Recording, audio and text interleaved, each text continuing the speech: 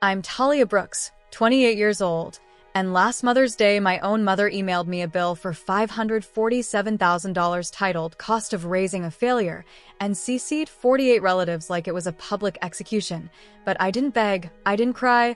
I replied with one photo, and by sunrise 47 blocked her, and my grandmother did something that permanently ruined her. If you're interested in this topic, hit the like button, subscribe, and type "interested" in the comments. And I will give you a heart. My mother didn't just try to embarrass me, she tried to erase me. And she picked the one day a year when everyone is already emotionally softened up and trained to clap for mothers no matter what. And she turned it into a courtroom where I was the defendant with no lawyer, no warning, and no way to leave without looking guilty. Because last Mother's Day, my mom, Linda Brooks, sent me an email invoice for $547,000 with the subject line, "Cost of Raising a Failure," and she CC'd 48 relatives like it was a press release announcing my public execution. And the sick part is she smiled while she did it, like she was finally proud of herself for finding a way to hurt me that would stick. And if you've ever had that one family member who knows exactly where your soft spots are and touches them on purpose just to see you flinch, you already understand the kind of evil I'm talking about, the kind that wears perfume, hosts brunch, hugs people in front of witnesses, and then quietly poisons your name behind your back like it's a hobby. I'm Talia Brooks, I'm 28, and I work as a financial analyst in Boston, which matters because numbers are the one language in my life that never gaslights me. Numbers don't misremember. Numbers don't twist stories. Numbers don't suddenly get emotional and claim they did it for the family. Numbers either add up or they don't. And my mother's stories have never added up, not once. They've just been delivered with enough confidence that people didn't challenge them, and I didn't challenge them either for a long time, because when the person who raised you tells you who you are, you start treating it like law instead of opinion. My apartment back then was small, Somerville, 600 square feet, chipped paint, loud neighbors, but it was mine, paid with my own paycheck since I was 22. No family help, no starter gift, no safety net. Meanwhile, my older sister, Sienna, 3 years older, the family's golden girl, got the kind of support people pretend they don't get, like surprise down payments and "we're proud of you" money wrapped in a bow, because my parents gifted her $80,000 for a house in Wellesley, and I found out through her Instagram carousel like a stranger.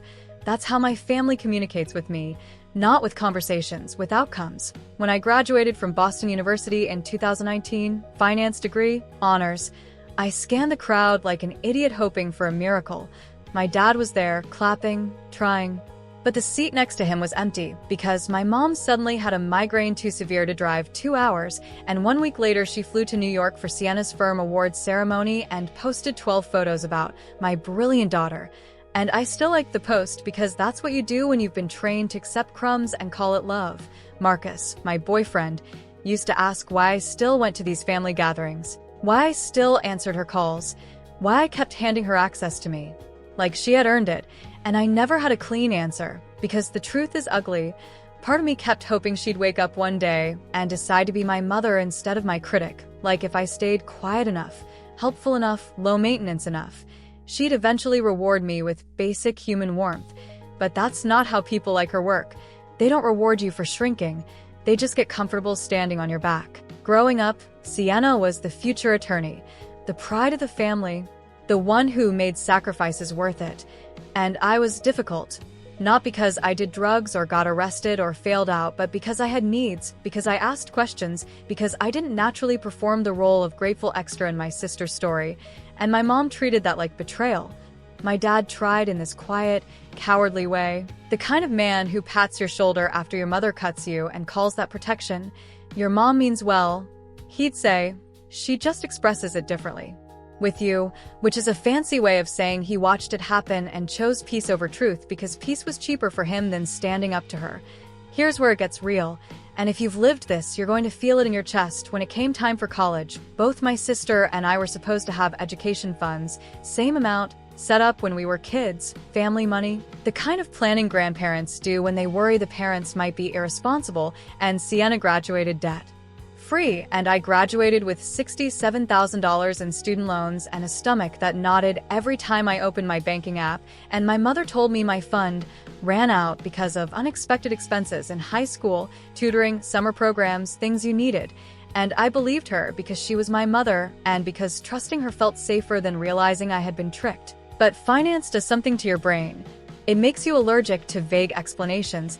It trains you to follow the trail. And about 3 years before that Mother's Day, I started noticing little inconsistencies, little numbers that didn't sit right, letters from the IRS that shouldn't have been coming to me, weird credit score drops that made no sense for someone who paid rent on time and barely owned anything, and I started quietly collecting things, not because I wanted revenge, but because somewhere deep down I knew I might need proof that I wasn't crazy. 2 weeks before Mother's Day, my mom announced in the family group chat that she was hosting a huge reunion at my grandmother Eleanor's farmhouse in Connecticut. 48 people, aunts, uncles, cousins, spouses, in-laws, kids running everywhere, the full circus. And she wrote it like a sweet invitation. It's been too long. Let's make this Mother's Day special. And the phrase special from her mouth always meant controlled. It meant she was staging something, and I felt it immediately. Like the hair on your arms when you walk into a room, and the energy is off. The next day, Sienna called me with that fake sweet voice that always meant she was about to assign me labor. Hey, you're coming early to help set up, right? Like usual. And like usual meant I show up at dawn to cook and clean while she arrives at noon in an expensive dress and gets praised for existing. And I said yes, like usual, because old habits are chains you don't notice until you try to move.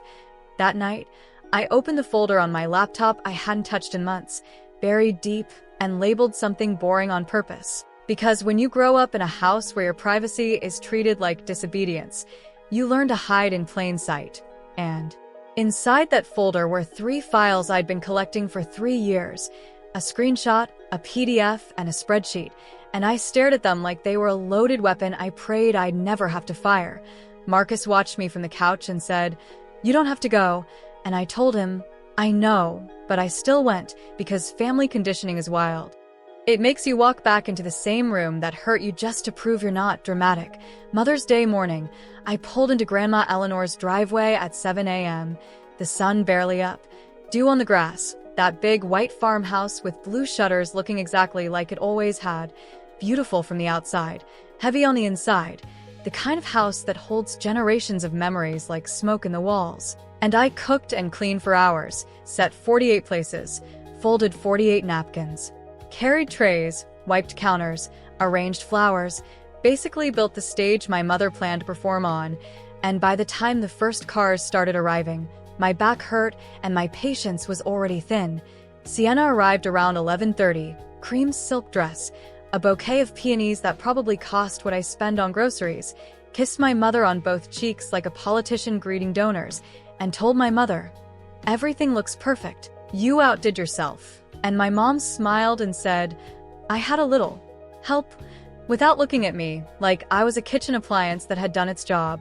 By noon the house was loud and full, kids running, adults laughing, that heavy smell of roast and perfume and old grudges, and my mother moved through it like royalty, collecting compliments and attention like it was oxygen. And I stayed near the kitchen because that's where she likes me, useful and out of frame. During the family photo, she placed Sienna right beside her, front and center. And when I stepped forward, she glanced at me and said, "Talia, stand in the back. You're taller. You'll block everyone." And I did it, because I've been in the back my whole life. And that's when my grandmother Eleanor appeared beside me, 78 years old, sharp eyes, firm grip, and she squeezed my elbow and whispered, "Whatever happens today, hold your ground." And my stomach dropped because my grandma wasn't dramatic. She didn't whisper warnings for fun. And in that moment, I realized she knew something I didn't, or she suspected something I'd been refusing to name. If you're still with me right here, quick question. Where are you watching from and what time is it there? Because I swear these family stories hit different depending on whether it's 2 p.m. on a bright day or 2 a.m. when the whole house is quiet and you're replaying old conversations in your head like a punishment. After lunch, the toast started, and it was exactly what you expect. Uncles praising the heart of the family, aunts getting teary about motherhood, cousins clinking glasses, everyone performing gratitude like it's required to keep the universe stable, and my mother sat there soaking it in, perfectly composed, waiting for her turn, and I stayed silent because I'd learned long ago my voice wasn't welcome unless it was agreeing with her. Then she stood up, smoothed her lavender dress, lifted her glass, and the room fell quiet, not because she was wise, but because people are trained to respect mothers even when they're cruel. And she started with that warm stage voice. Thank you all for being here. Motherhood is the hardest job, the most rewarding, and people murmured agreement like church. And then she said, I've been blessed with 2 daughters, 2 very different daughters. And she paused just long enough for everyone to turn their eyes toward me, and she smiled like she was about to tell a funny story. And instead she said, one who has made me proud every single day, and one who has tested me. And the air shifted, like the room itself leaned in, and then she reached into her pocket and pulled out her phone and said, I've prepared something special, a gift for all of you, and for one daughter in particular. And as she said it, phones around the room started buzzing, ding after ding after ding, like the sound of a trap closing, and I watched 48 people pull out their phones at the same time, curiosity first, then confusion. And my mother looked directly at me and said, clear as a bell, I want everyone to see exactly what it costs to raise a disappointment. And it went dead quiet, the kind of quiet that makes your ears ring, and I understood instantly. This wasn't a reunion, this was an execution with witnesses. The email was an itemized bill, a spreadsheet of my life turned into line items like I was a failed investment, birth costs, diapers, braces, birthday parties, summer camps, first car, college, cell phone bills, all totaled to $547,000. And the cruelty wasn't just the number, it was the implication that my existence was a debt I owed her, that love was a loan with interest, and she started reading pieces of it out loud like she was delivering evidence to a jury. Orthodontia, 8,000. Did she ever say thank you? Birthday parties, did she ever appreciate one?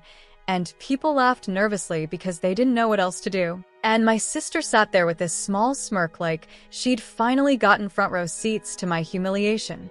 And my dad stared at his plate like he could disappear through it, and my grandmother sat perfectly still, watching, not surprised, not confused, just waiting. And my mother walked to the mantel and hung a printed copy of the bill in a gilded frame beside the family portrait like a trophy, like she wanted it photographed, like she wanted it to live there permanently. And then she turned and looked at me with that satisfied expression people get when they think they've won, like she expected. Tears, apology, collapse, the usual script, the one she'd trained me to perform for her comfort. And here's the part that matters. My hands should have been shaking, but they weren't, because while she was busy turning my life into a joke for 48 phones, I was remembering a different set of numbers, the ones I'd been quietly collecting, the ones that proved she wasn't a suffering mother with an ungrateful child. She was a thief with a mask, and she'd just done the one thing she could never undo. She put her cruelty in writing in front of witnesses. She gave me the moral permission to stop protecting her image. I let the silence stretch. I let her bask in it. I let the room hold its breath, because if you rush, they think you're emotional. And if you're emotional, they think you're guilty. So I stayed calm. The way you stay calm when you're about to tell the truth and you know the truth is going to detonate. And I looked around at the faces, some pity, some discomfort, some entertainment, and I realized how many people had watched her treat me like this for years and never said a word.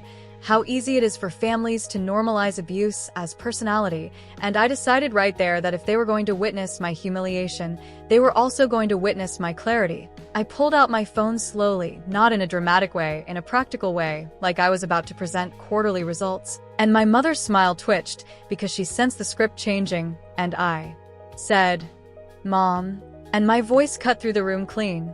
Since we're sharing numbers today, I have some of my own. And something flashed across her face. Not anger yet, not panic yet, but the first crack in her confidence, the moment she realized I might not kneel. And I could feel 48 people leaning in, because humans love cruelty until it turns into consequence. And I opened my email app, selected all 48 contacts, and hovered my thumb over attach. And I looked right at her and said, keep your phones handy. And the room got even quieter, because now it wasn't a toast, it was a showdown. And my grandmother's hand tightened around her glass like she'd been waiting for this moment for years, and my mother's voice went sharp, warning, Talia, this is not the time. And I smiled, just a little, and said, actually, it's the perfect time.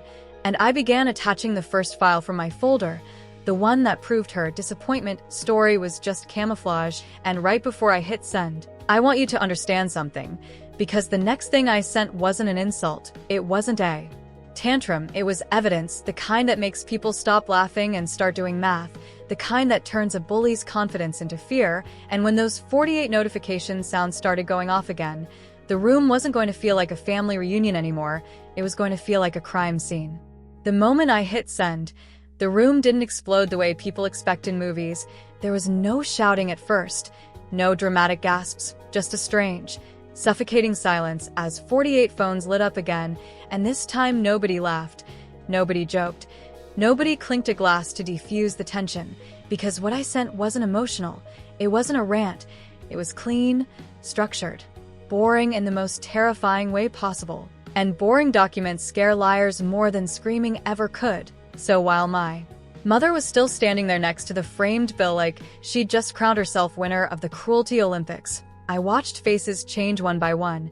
Uncle Mark's eyebrows knitting together as he scrolled, Aunt Denise's mouth tightening, my cousin Rachel rereading the same line twice like her brain refused to accept it the first time, and my sister Sienna's smirk slipping just a fraction, because this wasn't something you could laugh off. This wasn't family drama, this was math. Timestamps, account numbers, and my voice stayed steady because I wasn't speaking from hurt anymore. I was speaking from clarity, and that's a very different energy. Mom, I said, still calm, still polite, which somehow made it worse for her. You charged me for college on your little invoice, and a few heads turned toward her immediately, because college is sacred in families like mine. It's the ultimate bragging right. But here's the thing, I continued. I paid for college myself, all $67,000 of it, and I'm still paying it off. And now people were looking at their phones instead of her, scrolling back up to the line item she'd proudly read out loud. And I could feel the shift, because the second you prove one lie, everything else becomes suspicious. You told everyone my college fund ran out. I said, unexpected expenses, remember? And I looked around the room, not aggressively, just enough to include them. But I work in finance, and money leaves trails. And then I opened the PDF on my phone, not to show off, but to anchor myself, because when you've been gaslit your whole life, seeing proof grounds you. My grandparents set up 2 identical education trusts. I said, one for Sienna, one for me, $89,000 each. And I let that number hang there because symmetry matters, fairness matters. Sienna used hers, I added, nodding slightly in her direction. Graduated debt-free. And then I turned the phone so the people closest could see. Mine was withdrawn in full on August 3rd, 2016, 1 month before I started college. And this is where it got quiet in a different way. The kind of quiet where people stop breathing properly because dates don't lie. And then I said the part my mother had never expected to hear out loud. The money was transferred to an account in my mother's name. And you could almost hear the room inhale sharply all at once, because that wasn't disappointment anymore. That was theft. And my mother opened her mouth fast, too fast. That money was for family expenses, she snapped, and I nodded like I'd expected that line.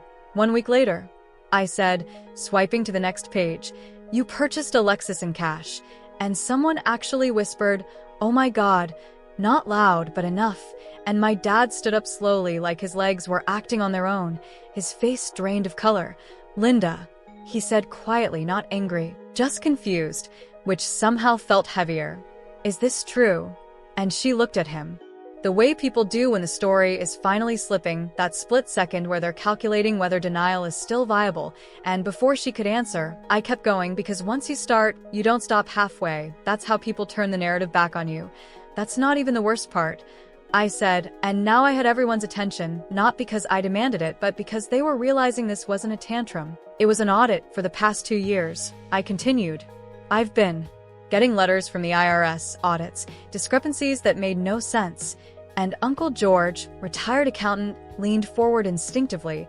At first I thought it was a mistake. I said, then I hired a CPA, and I scrolled, showing rows and columns of filings. From 2018 to 2024, my mother claimed me as a dependent on her taxes, and someone tried to downplay it. Parents do that sometimes, but I was ready. I was 22 in 2018. I said, living on my own, paying my own rent, insurance, everything. And the implication landed hard, because fraud doesn't care about intent. She received between $4,000 and $6,000 a year in tax benefits using my social security number. I said, "That's about $32,000 total." And Uncle George didn't even look at me when he said it. He looked straight at my mother and said flatly, "That's federal tax fraud."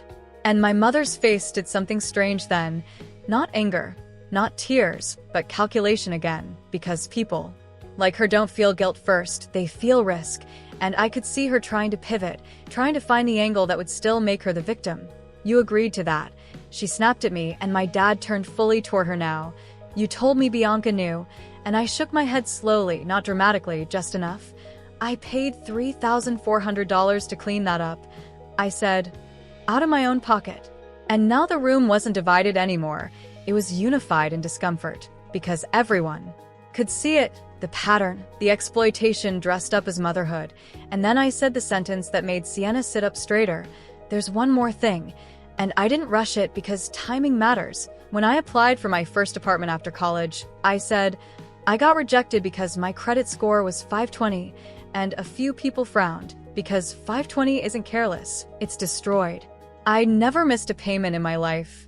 I continued. So, I pulled my credit report, and I opened the third attachment. 3 credit cards opened in my name between 2016 and 2018, and I let the number hit them slowly. $47,000 in debt for purchases I never made.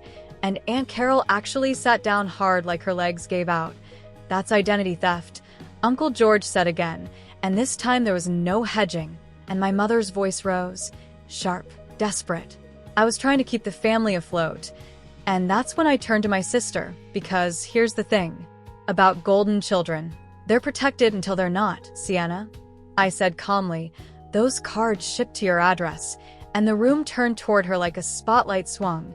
Designer bags, electronics, jewelry. And then I pulled up the receipt I'd memorized in my head 100 times, including the engagement ring you're wearing right now. And you could see her husband glance down at her hand, at the diamond he thought was a symbol of love, and now looked like evidence. And she started crying immediately, real tears, messy.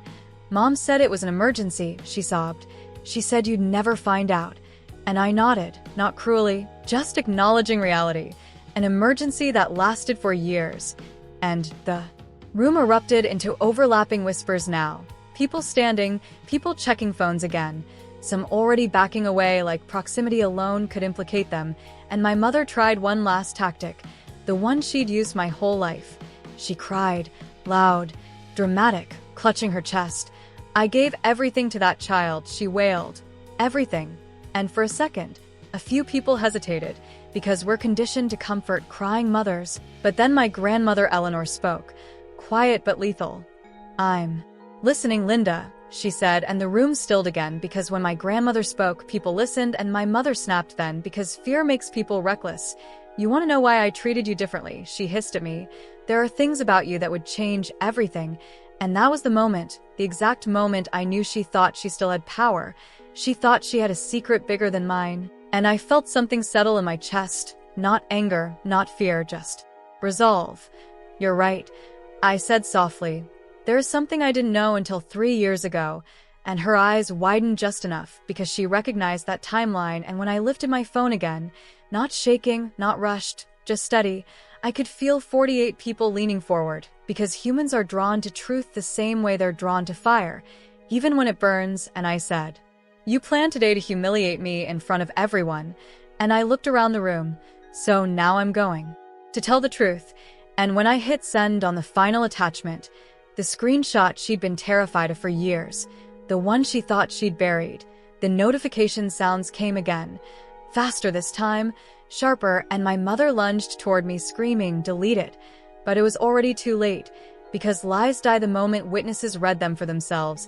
And as faces around the room shifted from confusion to horror, from sympathy to disgust, I knew something irreversible had just happened. Not just to her, but to the stories she'd been telling about me my entire life. And as my father whispered her name like he didn't recognize the woman in front of him anymore, I realized this wasn't just about clearing my name. It was about ending a cycle, and what happened next, the fallout, the choices people made when they realized the truth. That's where everything truly changed. The sound that followed wasn't screaming. It was movement, chairs scraping, people standing up all at once like the room itself had decided to reject what it had just learned. And that's when you find out who people really are, not when things are polite, but when truth detonates in their lap and they have to decide whether to look away or lean in. Because suddenly the bill on the mantle wasn't a joke anymore. It wasn't a cruel stunt. It was evidence of a pattern, and patterns scare people. Because they force you to reevaluate every memory you thought you understood. I watched Aunt Denise scroll back up the email again, and again like she was hoping she'd misread it. Uncle Mark whispering, "This can't be right," while his wife quietly took his phone and read it herself. My cousin Rachel backing away physically as if proximity to my mother might contaminate her, and my sister Sienna standing frozen, mascara streaking, caught in the rare moment where being the favorite no longer protected her. Because when the spotlight turns harsh, privilege becomes exposure, and my mother, standing in the center of it all, realized something crucial had shifted. The room no longer belonged to her. The narrative no longer bent to her tone, and you could see the gears in her head spinning desperately, trying to find a way back to control. So she did what she always did when logic failed her.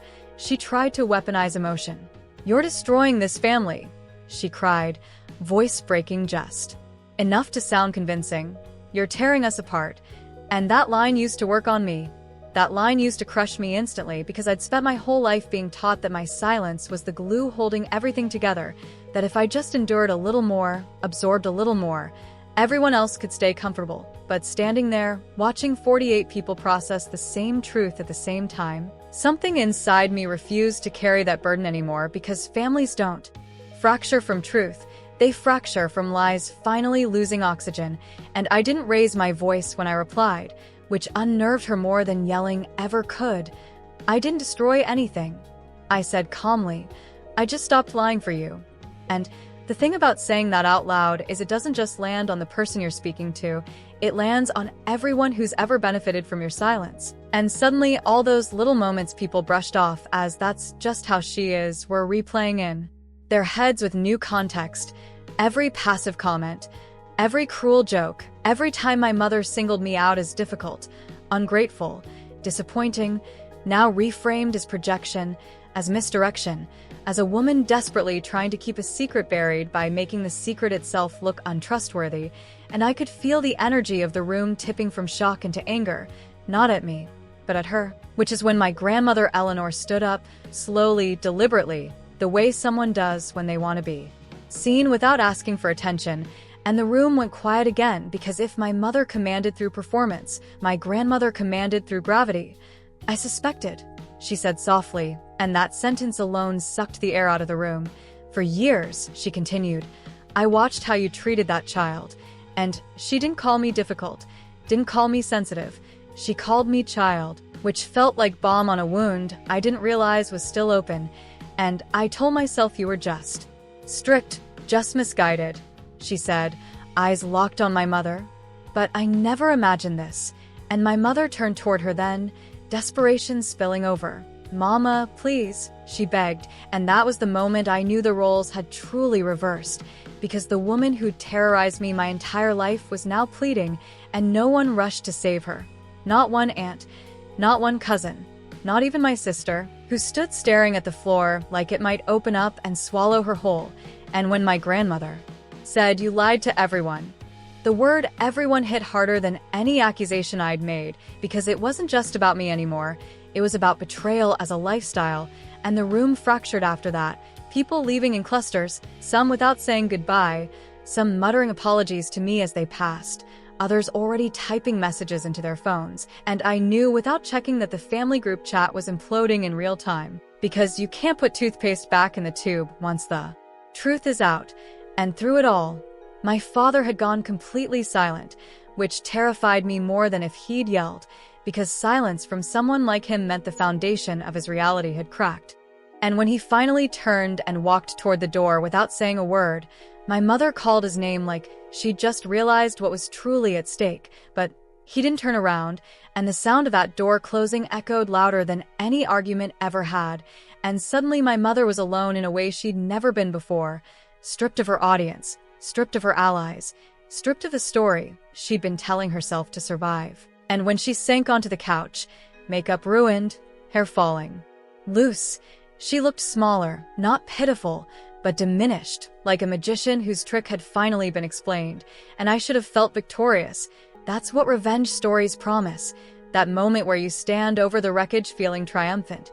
But that's not what happened. What I felt instead was a strange, bone-deep calm, like a fever finally breaking, because this wasn't about winning, it was about being done. And when she looked up at me and asked, "Are you happy now?" her voice hollow, I understood something important. She still thought this was a game of power, that if she could frame herself as the one who'd lost, I'd be forced to comfort her, forced back into the role of caretaker, and for the first time in my life, I didn't take the bait. "You did this a long time ago," I said quietly. "I just stopped protecting you from the consequences." And when she whispered that she was scared, that she was 17, that she didn't know how else to survive, I believed her. But belief doesn't equal absolution, and sympathy doesn't cancel accountability. "You didn't just lie once," I said. "You build a life on it." And I watched her realize that her last lever of control, my empathy, no longer worked the way it used to, and that's when boundaries stop being theoretical and start being real. "I don't need an apology," I told her. "I don't need explanations." And I meant it, because explanations don't undo harm. I need distance. And when I said the word distance, it felt like oxygen filling my lungs for the first time, because distance isn't punishment, it's preservation. And when I stood up to leave, she didn't follow, didn't scream, didn't threaten, because even she knew the moment had passed. And outside, the late afternoon sun hit my face like I'd stepped out of a dark room into daylight, and I realized how exhausted I'd been my entire life without knowing it. How much energy it takes to carry someone else's guilt for them. And as I stood there, breathing, my phone buzzed in my pocket, message after message flooding in, apologies, confessions, validations from relatives who'd watched quietly for years and told themselves it wasn't their place. And part of me wanted to scream at them for their silence. But another part understood something too. People don't speak up until the cost of silence outweighs the cost of truth. And today that balance had finally tipped. And then my grandmother's message came through, simple, direct, "Come see me tomorrow morning." And something in her tone, even through text, told me this wasn't over. That what happened in that room was just the exposure, not the reckoning, because families like mine don't unravel all at once. They unravel in layers, and whatever my grandmother had been holding back, whatever she'd been watching and waiting for, I could feel it in my bones. The real consequences were only just beginning. By the time I pulled into my driveway that night, the adrenaline had worn off, and what replaced it wasn't relief, it was weight. The kind that settles into your chest when you realize you've crossed a line that can't be uncrossed. And even though I knew I'd told the truth, even though every part of me knew it was necessary, there's a strange grief that comes with finally seeing your family clearly, because illusions, no matter how toxic, still feel like safety until they're gone. My phone kept buzzing on the passenger seat, lighting up the dark car interior with names I hadn't seen pop up in years, cousins who'd never checked in before suddenly typing paragraphs, aunts apologizing for not knowing what to say back then, uncles admitting they'd noticed things but didn't want to get involved, and that phrase kept repeating itself, didn't want to get involved. As if my childhood had been a messy group project they could opt out of. I didn't answer any of them right away. Not because I was angry, but because for the first time in my life, I wasn't responsible for managing their feelings, and that realization felt almost disorienting, like learning to walk without a limp you didn't know you had. Inside the house, Marcus was waiting, not with questions, not with commentary, just presence. He wrapped me in a hug that was solid and quiet, and didn't demand anything from me. And that's when I finally felt my body react, my hands shaking, my throat tight, the delayed reaction of years of restraint finally loosening. And I told him everything I hadn't said out loud yet, the parts I'd swallowed during the confrontation, the fear that maybe I'd gone too far, the guilt that crept in even though I knew guilt was something my mother had trained into me like a reflex. And he listened without interrupting, which is rarer than people think, because most people listen to respond, not to understand. When I finished, he asked one simple question: "Do you regret telling the truth?" And the answer came instantly: no. Not even a hesitation, and that's how I knew something fundamental had shifted, because regret used to be my default state.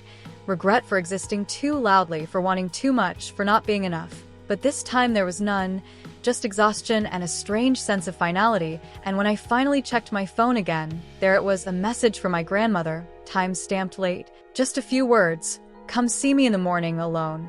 And that alone mattered, because my grandmother never used words carelessly. If she said alone, she meant without intermediaries, without performances.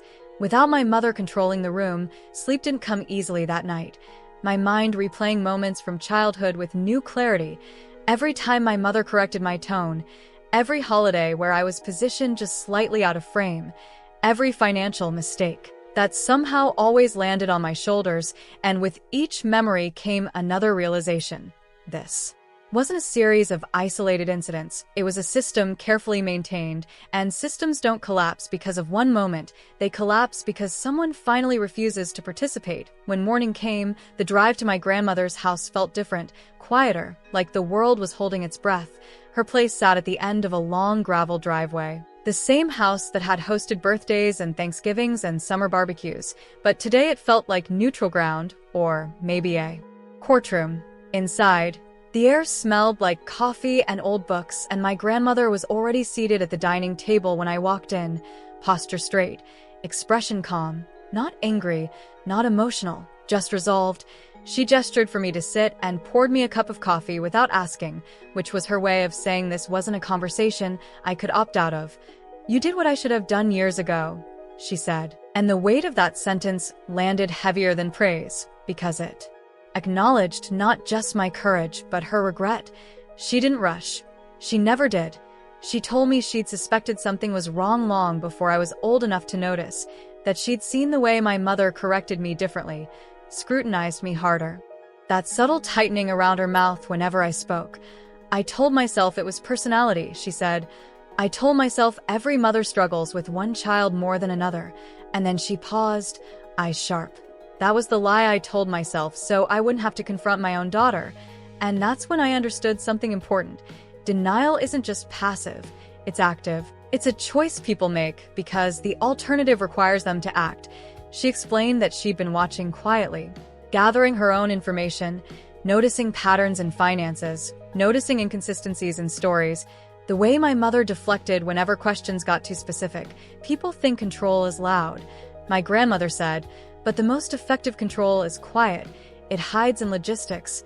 And then she reached across the table and slid a folder toward me, thick, organized, labeled, my name typed neatly on the front. My heart rate spiked, not from fear, but from recognition.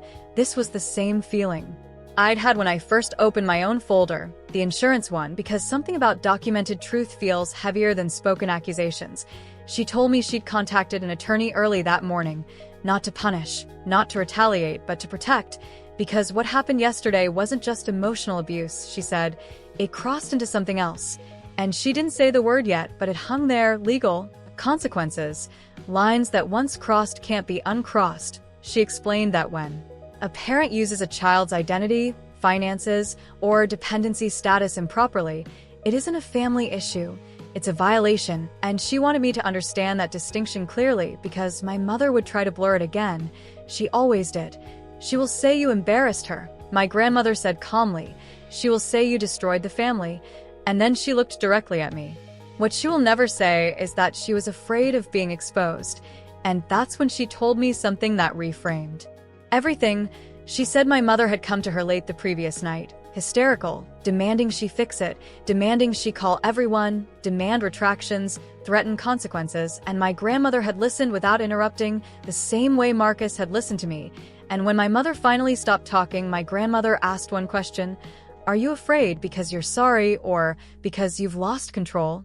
And apparently there had been no answer, just silence. And silence is an answer when you know how to listen. My grandmother leaned back then and folded her hands. "Here's what happens next," she said, and my stomach tightened, because this wasn't speculation, this was a plan. She explained that she had already changed certain arrangements, not out of spite, but out of necessity. That trust once broken doesn't get the benefit of continued access, especially when there's a history of manipulation. She didn't give me all the details yet, and I could tell that was intentional because timing matters when dealing with people who operate on control, but she wanted me prepared, wanted me grounded, because the next phase wouldn't be loud like the family gathering, it would be quiet, administrative, irreversible. And as she spoke, I felt something I hadn't expected, not fear, but relief, because for the first time, an adult in my family was taking responsibility instead of asking me to absorb the damage. When I left her house later that morning, the folder, still unopened in my bag, she stopped me at the door and said something I'll never forget. "You are not responsible for what happens to people when they finally face the truth." And that sentence followed me all the way home. Through the texts that started coming in from my mother, messages oscillating wildly between rage and remorse, accusations and apologies, promises to change layered over threats of, "You don't understand what you've done." I didn't respond, not because I didn't care, but because responding would have put me back into the role of mediator, and I was done mediating my own harm. Over the next few days, the fallout rippled outward in ways I couldn't control even if I wanted to. Family alliances shifted, old loyalties cracked, conversations happened without me in rooms I wasn't in. And that's when you realize how much emotional labor you've been doing when everything keeps moving without your involvement. My mother tried to reach Marcus, tried to reach my workplace, tried to position herself as the wronged party again, and each attempt failed not because I fought back, but because people had seen the pattern now, and once you see it, you can't unsee it. Control only works in the dark, and the light had been turned on late one night, as I finally opened the folder my grandmother had given me, flipping through documents that confirmed what she'd hinted at, timelines, safeguards, decisions she'd made quietly to ensure history wouldn't repeat itself. My phone buzzed again, a message from an unknown number, just one line. "We need to talk before this goes any further," and I knew immediately who it was from. Not my mother, not my sister, but someone else entirely, someone who'd been silent until now, someone whose involvement changed the stakes completely. And as I stared at the screen, that familiar calm settled in again, because whatever was coming next, I wasn't walking into it blind anymore. By the time that unknown number lit up my screen for the third time, I realized something important about fear. It doesn't always feel like panic. Sometimes it feels like curiosity wrapped in dread, the kind that pulls you forward even when every instinct says this conversation will change the shape of your life. I didn't answer right away, not because I was scared of what they'd say, but because I finally understood the power of choosing when to engage, something my family had never allowed me to do before. Instead, I sat on the edge of my couch, the folder from my grandmother still open on the coffee table, documents spread out like evidence at a trial, dates, signatures, safeguards, quiet decisions made years ago, while everyone else was pretending things were normal. And that's when it hit me how layered this had all been. How it happened at that Mother's Day gathering wasn't an explosion out of nowhere, but the surface cracking after decades of pressure. I thought about how my mother had always framed herself as the one holding everything together, the martyr, the exhausted hero of a story where everyone else was ungrateful, and how easy it is to believe that narrative when you're inside it, especially as a child, especially when love feels conditional, because conditional love trains you to accept crumbs as meals. The phone buzzed again. Same number. This time a message followed. "You deserve the truth, even if it's late." And that sentence did something strange. It didn't make me angry, it made me tired, because late truth is still expensive, it still costs you something. I finally replied with one word. "Who is this?" The response came almost immediately. "Someone your mother hoped you'd never hear from." And there it was, confirmation that this wasn't about reconciliation or apology. This was about containment, about damage control from a different angle. I told Marcus what was happening, showed him the messages, and he didn't tell me what to do. He never does. He just said, "Whatever you choose, make sure it's because you want answers, not because they want silence." And that distinction mattered, because silence had always been their currency. Silence was how my college fund disappeared, how my credit was destroyed, how I was positioned as the problem while everyone else benefited. I agreed to meet, but on my terms. Public place, daytime, no secrecy, no whispered corners. And when I arrived at the cafe downtown, the person waiting wasn't who I expected, not a stranger exactly, but someone I'd seen in passing at family events, someone whose presence had always felt peripheral. My mother's longtime friend, the one she'd always described as like family. She looked nervous, fingers wrapped tightly around her coffee cup, and the first thing she said wasn't an apology, it was, "I didn't know how bad it was until now," which is a sentence people use when they're trying to absolve themselves without admitting complicity. She told me she'd been contacted by my mother after the gathering. Frantic, desperate, spinning the story the way she always did. Saying I'd turned everyone against her, that I'd manipulated the situation, that I was unstable, and then this woman paused, took a breath, and said, "But the documents don't lie." And that phrase echoed something fundamental. Numbers don't lie, records don't lie, patterns don't lie. Only people do. She admitted that she'd helped my mother with some of the logistics over the years.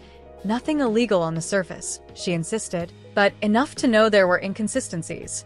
Enough to know money was being moved in ways that didn't add up. And here's the part that mattered. She said she'd warned my mother years ago that if the truth ever came out, it wouldn't just hurt emotionally, it would unravel everything. And my mother's response had been, "She'll never push back. She needs me."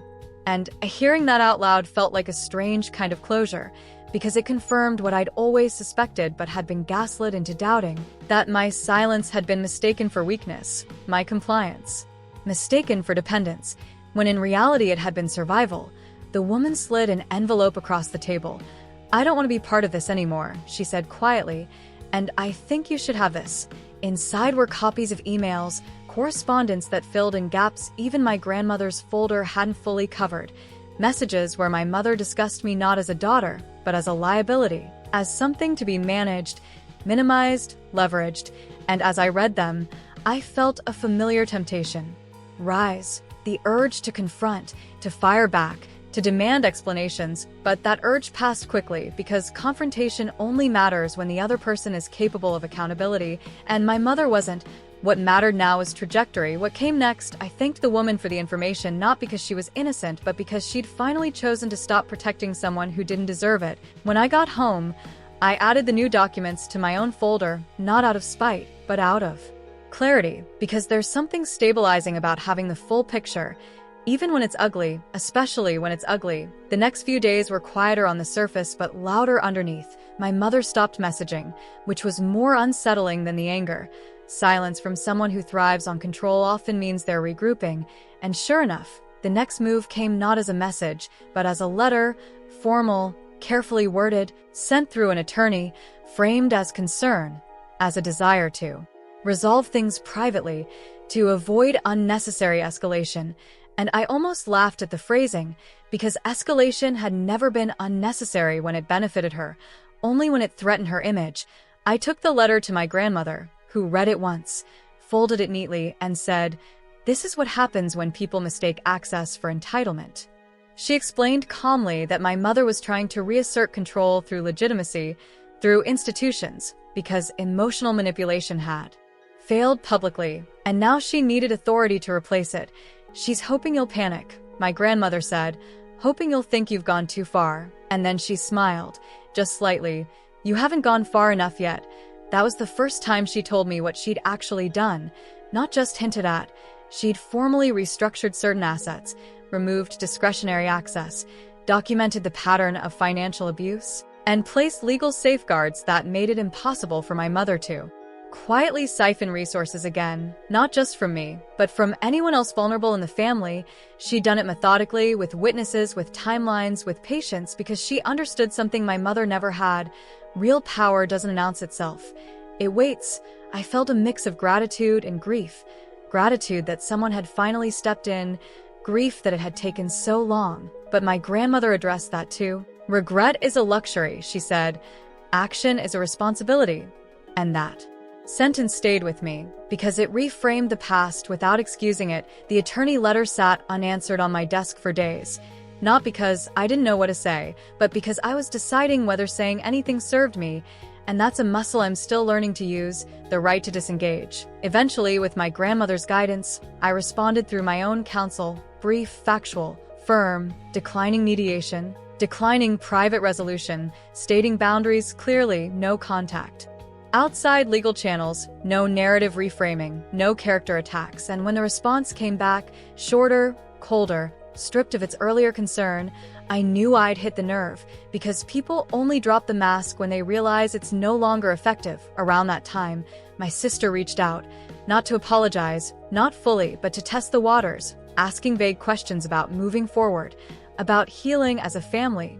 And I realized something uncomfortable, that even now, after everything, the expectation was that I would be the bridge, the one to make things easier, smoother, less awkward, and for the first time, I said no without explanation, not angrily, not dramatically, just no, and the silence that followed was thick, but it wasn't empty, it was space. Space I'd never had before. Space where my thoughts weren't immediately crowded by someone else's needs. As weeks passed, the ripple effects became clearer, not just in legal or financial terms, but socially, alliances shifted, conversations happened without my mother present, narratives adjusted, people began sharing stories with me, small moments they'd brushed off before now suddenly re-examined, comments that had felt off, situations that didn't add up, and I saw how abuse isn't just personal, it's communal. It relies on bystanders, on normalization, on people telling themselves it's not their place to intervene. And I also saw how quickly that normalization collapses once the truth is undeniable. One evening, sitting on my balcony as the city hummed below, I realized something else. The anger I'd expected to feel wasn't dominating anymore. It flared occasionally, sure, but it wasn't consuming me. What replaced it was resolve, a steady, grounded determination to build a life that didn't require my mother's approval, didn't orbit her moods, didn't shrink to accommodate her insecurities. And that resolve felt like the real inheritance, not money, not vindication, but autonomy. The phone buzzed. Again that night, not from an unknown number this time, but from my mother's attorney. A final attempt to negotiate, to soften, to suggest compromise, and I didn't feel the adrenaline this time, just clarity. I handed the phone to Marcus and said, "We're done here," and meant it, but even as I said it, I knew the story wasn't over, not because I wanted revenge, but because systems don't collapse quietly. They creak, they resist, they test boundaries one last time, and I could feel that final test approaching. Something bigger, something that would force the truth into a space my mother could no longer control. And as I turned off my phone and let the night settle around me, I understood that the hardest part wasn't exposing the past, it was standing firm in the present, because freedom isn't a moment, it's a practice, and the next chapter would demand more of me than silence ever did. The notice arrived on a Thursday afternoon, not dramatic, not loud, just an official envelope slipped through the mail slot like it didn't know it was about to change the temperature of everything again. And the moment I saw the return address, I understood why people say your body knows before your mind does. Because my chest tightened before I even opened it. Not fear exactly, more like recognition. The sense that a final lever was being pulled somewhere behind the scenes. Inside was a formal summons, language so neutral it felt insulting, informing me that a complaint had been filed, not criminal, not yet, but civil, framed as defamation, emotional distress, reputational harm. All the buzzwords people use when they're trying to punish truth by calling it cruelty. My mother was suing me, not for money, not directly, but for silence, because that's what these cases are about. Exhausting someone until they regret speaking, until the cost of honesty feels higher than the cost of compliance. I sat at the kitchen table staring at the paper while the kettle screamed itself empty on the stove, and I thought about how predictable this was, how when manipulation fails privately it always tries to rebrand itself as justice. I called my attorney, not in a panic, but with a kind of grim calm, and he sighed in that way professionals do when they've seen this pattern too many times. "She's escalating because she's losing leverage," he said. "This is intimidation dressed up as accountability." And hearing that didn't scare me. It grounded me, because once you name a tactic, it loses some of its power. Over the next few days, things moved fast. Filings, responses, timelines. My grandmother stepped in immediately, not emotionally, but strategically, connecting me with resources, reminding me again that this wasn't personal, it was procedural, that people like my mother don't operate on remorse, they operate on risk calculations, and when the risk shifts, so does their behavior. My sister sent a message that same week, longer this time, rambling, anxious, asking what I planned to do, hinting that maybe we could all de-escalate, and I read it twice before replying with something simple. I'm not escalating anything, I'm responding, because that distinction matters. Defending yourself isn't aggression, it's boundary maintenance. The first court appearance was brief, almost anticlimactic. My mother didn't look at me when we entered the room. She stared. Straight ahead, posture rigid, like someone trying to will the world back into a shape it no longer held. And I felt something unexpected then, Not pity, not anger, but clarity, because seeing her there stripped of the family stage, stripped of her audience, she looked smaller. Not because she'd lost power entirely, but because her power had always depended on performance. And now the script was being read by people who didn't care about her narrative, only her evidence or lack of it. Her attorney argued passionately about emotional harm, about the damage my actions had caused, and my attorney responded with documentation, timelines, receipts, objective proof, and the difference between those approaches was stark.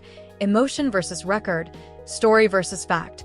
When the judge asked a few pointed questions about the origin of the funds, about the use of my social security number, about the timing of certain transactions, my mother shifted in her seat, and for the first time I saw it. Clearly, she hadn't expected scrutiny. She'd expected sympathy. She'd expected the system to react the way the family always had, to prioritize her feelings over the facts. Outside the courtroom, reporters waited, not many, but enough. Because family betrayal stories always draw attention, and my attorney advised me not to comment.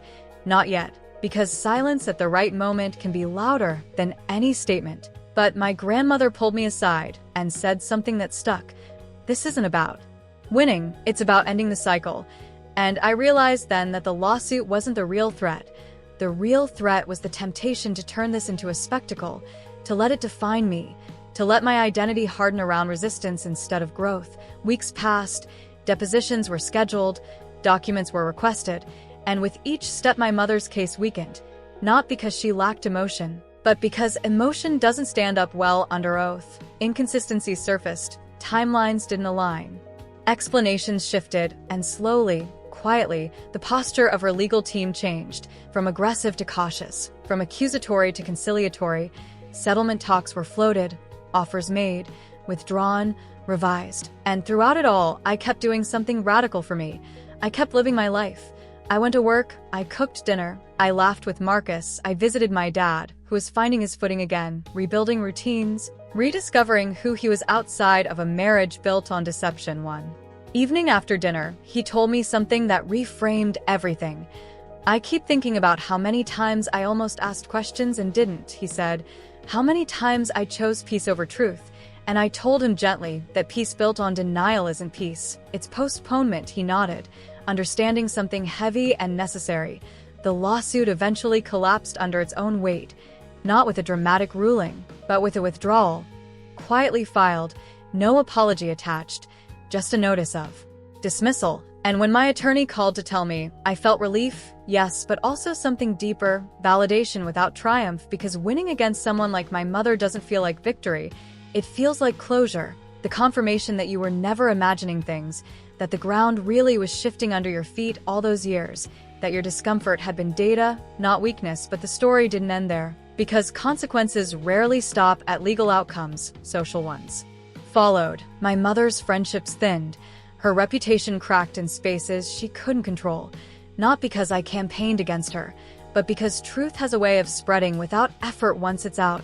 People ask questions, connect, reconsider old assumptions, and the silence that once protected her became isolating. She tried to reach out again, through intermediaries, through carefully worded emails framed as concern, as reflection, as growth.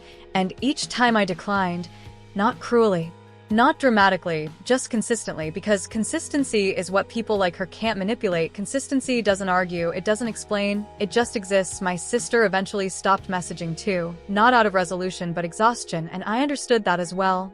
Not everyone is ready to confront the full cost of survival choices. Some people need the illusion longer, and that's their path, not mine. One afternoon months later, I ran into someone from my extended family at a grocery store.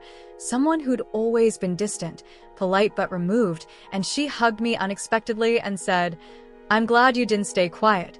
And that simple sentence carried more weight than any courtroom outcome, because it meant the story had shifted, not into gossip, but into recognition.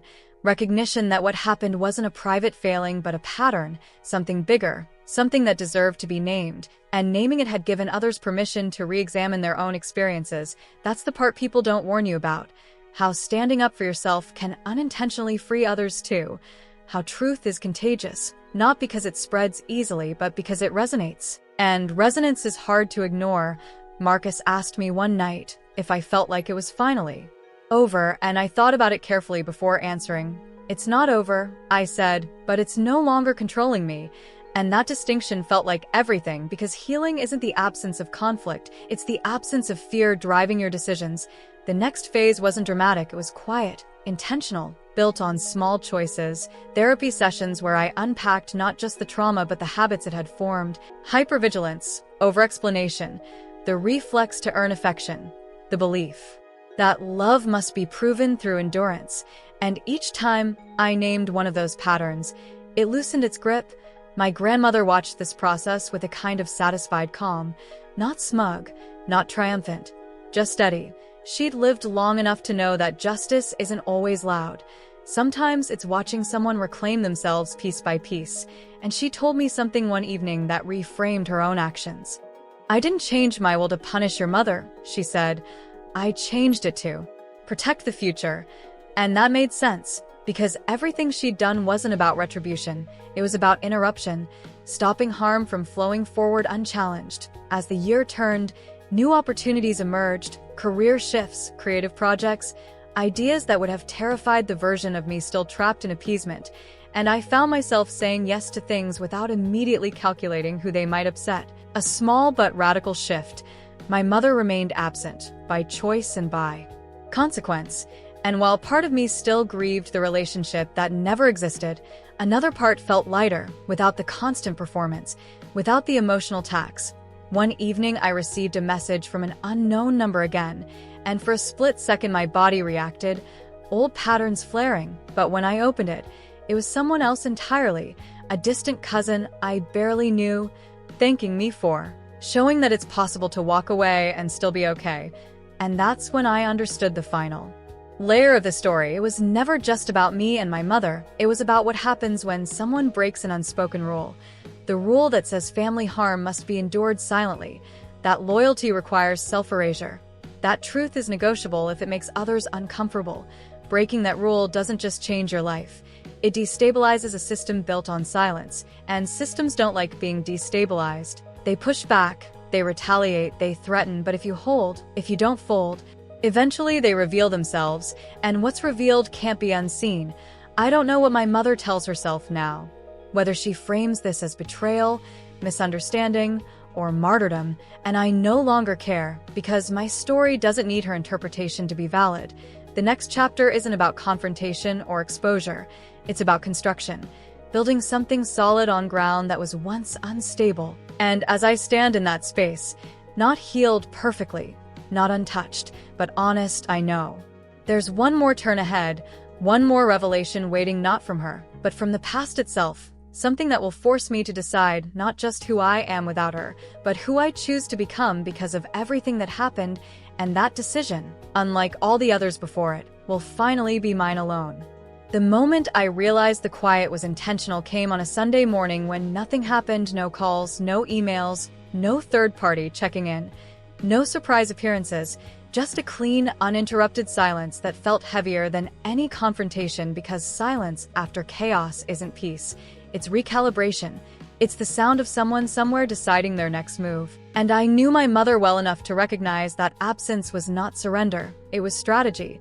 She had always been best at regrouping in the dark, letting people assume she was wounded or reflective while she sharpened something out of sight. And that's when I started noticing the small things. Mutual acquaintances acting awkward around me, conversations cutting short, vague comments about hearing different sides, the subtle hum of a counter-narrative being assembled piece by piece, not loud enough to confront, just persistent enough to plant doubt. And I understood then that the battle had shifted from facts to perception, from legal to social, from documents to whispers, and that's a dangerous terrain because it thrives on ambiguity. It doesn't need proof, it only needs repetition. So I did something I hadn't done before.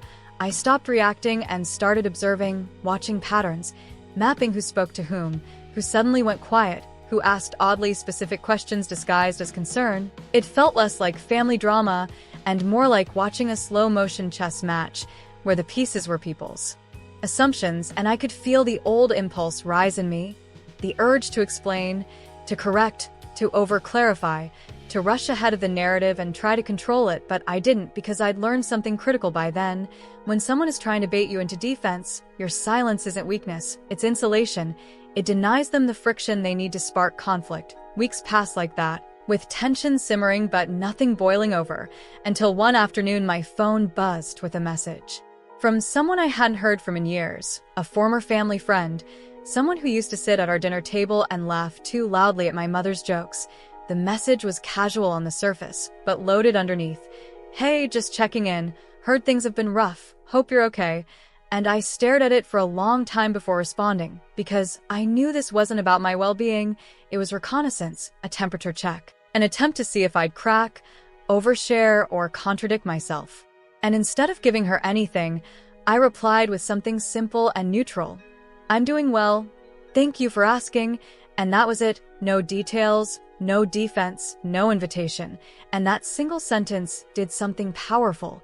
It collapsed the conversation. There was nowhere for it to go. And over the next few days, similar messages trickled in.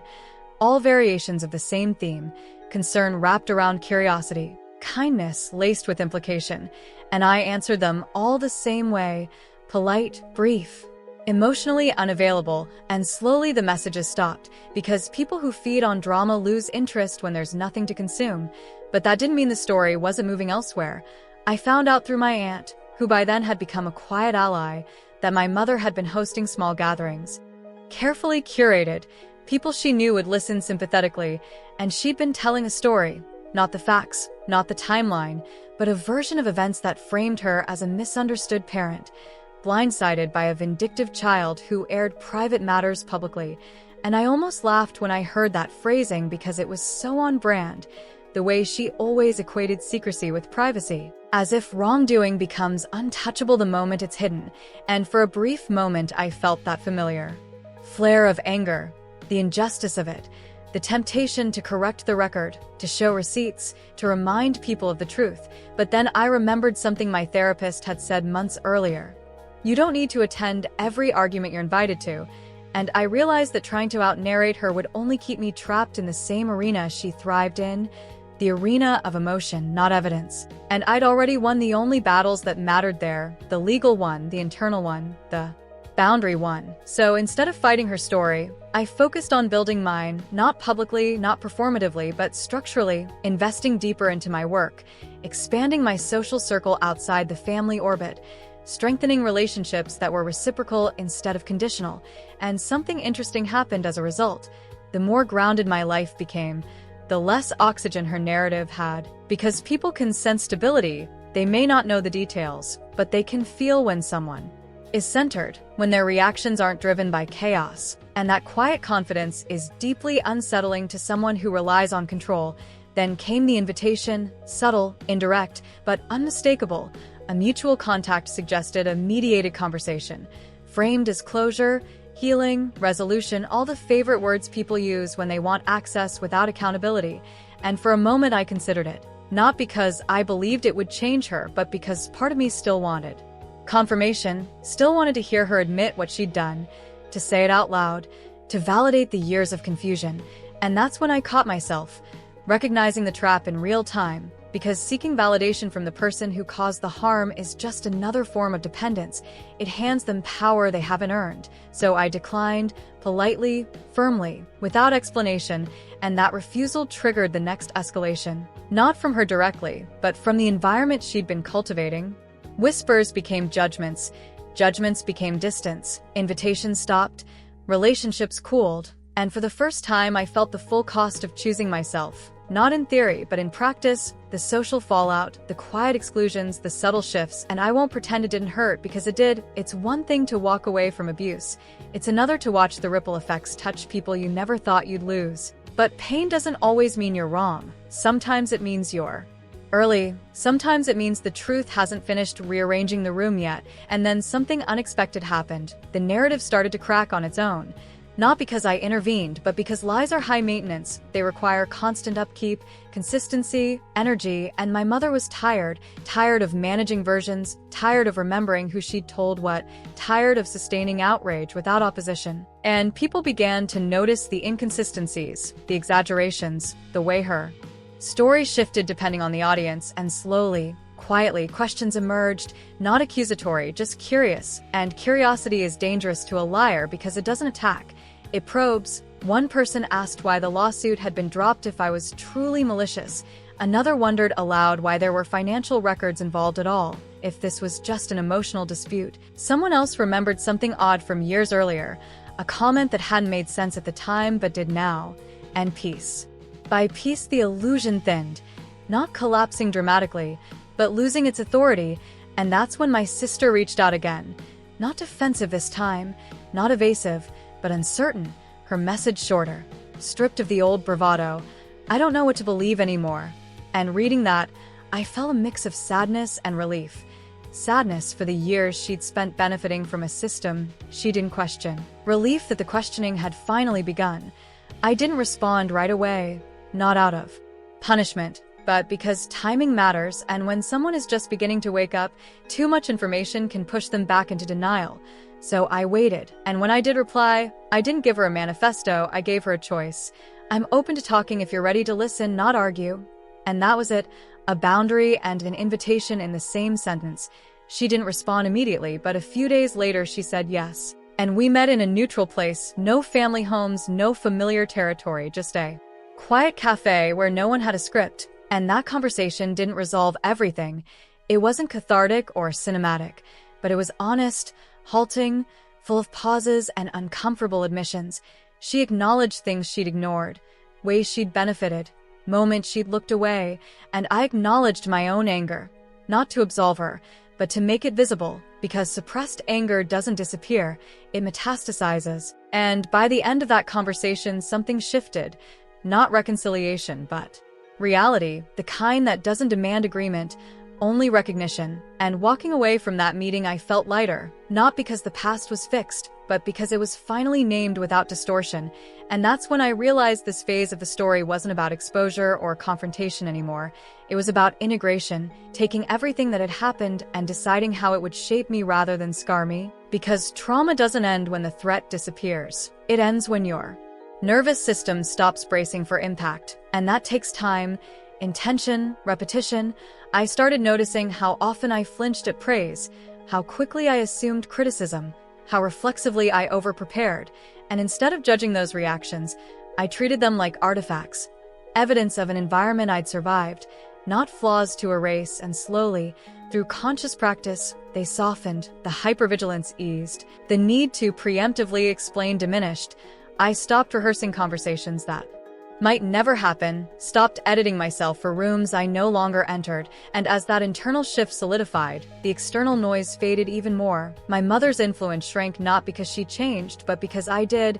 Her tactics lost effectiveness when they met someone who no longer reacted the way she expected, and that's when I understood the final irony. The thing she feared most wasn't exposure, it was irrelevance. The loss of emotional access, the inability to provoke, control, or rewrite my reality. And by choosing a life that didn't orbit her, I'd done the one thing she couldn't counter. I'd removed myself from the game entirely, but there was still one unresolved thread, one question that lingered beneath everything else, not about her, but about me, about how I would carry this story forward, whether I would let it define my identity or inform it, whether I would become someone hardened by betrayal or clarified by it. And as I stood in that uncertainty, I felt something else rising, not fear, not anger, but resolve, because the next step wouldn't be reactive, it would be chosen. And the choice I was about to make would determine not just how I closed this chapter, but how I opened the next one, a choice that would test everything I'd learned about boundaries, truth, and self-worth. And that moment, that decision point, was closer than I realized, already unfolding in the background, waiting to surface in a way I couldn't yet predict, but would soon be impossible to ignore. What nobody tells you about the end of a story like this is that the real reckoning doesn't arrive with yelling or court papers or dramatic exits. It arrives quietly, disguised as normalcy, slipping into your life when you least expect it. And for me, it arrived on an ordinary Thursday evening when my phone buzzed with a notification I hadn't prepared for.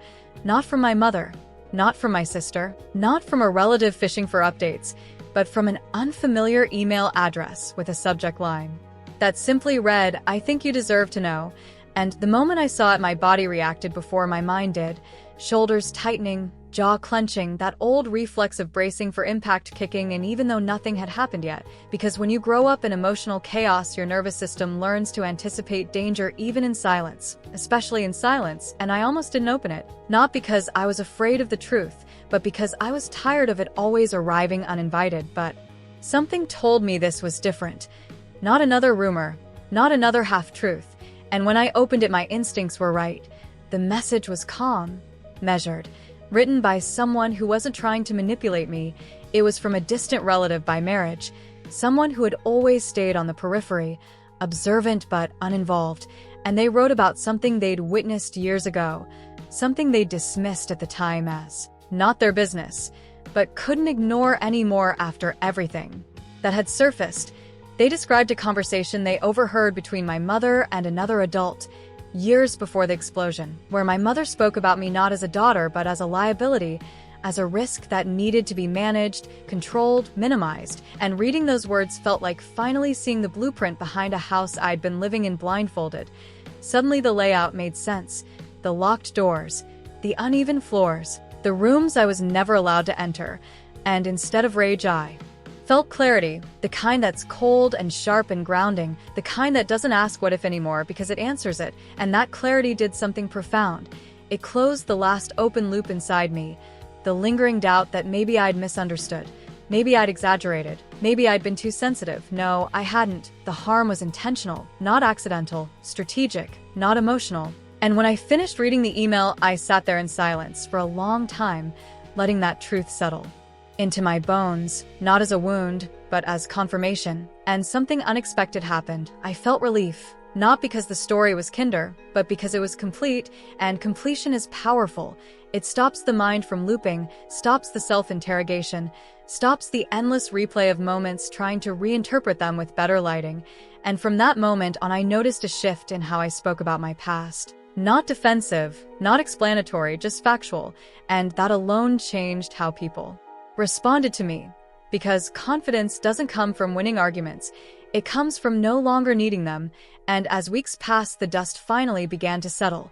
The gossip lost momentum, the whispers ran out of new material, and my mother's attempts to control the narrative fizzled not with a bang, but with a whimper, because stories without fuel die quietly, and I was no longer feeding it my energy. But the final test came when I ran into her by accident, not planned, not orchestrated, but inevitable in a small social ecosystem. It happened in a grocery store of all places, fluorescent lights, narrow aisles, the most unglamorous setting imaginable for what used to feel like a battlefield. I saw her first, standing near the produce section, older than I remembered, smaller, scanning labels with a frown like the world had disappointed her, and for a split second the old instinct flared, the urge to disappear, to avoid, to reroute my path. But I didn't, not because I wanted confrontation, but because I wasn't afraid of it anymore. And she saw me, our eyes met, and something passed between us that words couldn't carry. Recognition, loss, recalibration. She opened her mouth like she was about to speak, then closed it, and in that silence I realized something crucial. She had no script for this version of me, the one who wasn't defensive, wasn't apologetic, wasn't seeking approval or offering explanations, and without a script she was powerless. She finally spoke, softly, carefully. "You look well," and I nodded. "I am." And that was it. No accusations, no tears, no manipulation, just two people acknowledging a truth that no longer needed negotiation. And as I walked away, I felt something I'd never felt before in relation to her. Neutrality. Not forgiveness, not hatred, just emotional neutrality. The absence of charge. And that's when I understood that closure isn't about reconciliation, it's about release, and release doesn't require the other person's participation. It only requires your consent to stop carrying what they gave you. And from that point forward, my life expanded in ways I hadn't anticipated.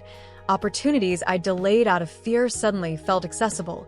Relationships deepened without the constant background noise of familial tension. Even my body changed. Shoulders lower, breath deeper, sleep uninterrupted. Because trauma lives in the body long after the story ends. And healing isn't a thought process. It's a physiological one. And I started noticing moments of joy that felt uncomplicated, laughter that wasn't followed by guilt, success that wasn't sabotaged by dread. And one night while sitting with friends, mid-conversation, mid-laughter, it hit me. I wasn't thinking about her at all. Not as an absence, not as a presence, just not at all. And that's when I knew I was free. Not because she'd changed, but because I had. And if you're listening to this wondering when your story will end, here's the part nobody glamorizes. It doesn't end with fireworks. It ends with quiet self-respect. It ends with choosing peace over proof. It ends when you stop explaining yourself to people who benefit from misunderstanding you. It ends when you stop asking why and start asking what now.